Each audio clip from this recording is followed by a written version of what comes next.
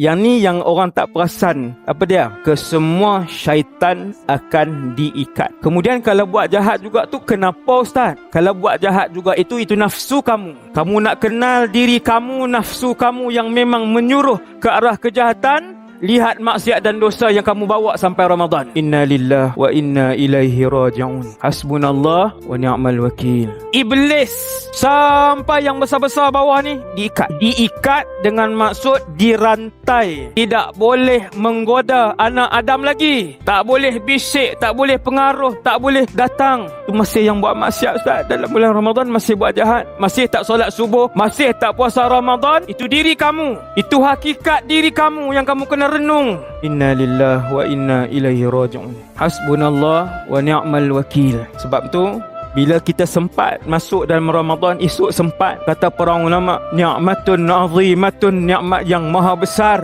apabila kamu sempat untuk berada dalam bulan Ramadan.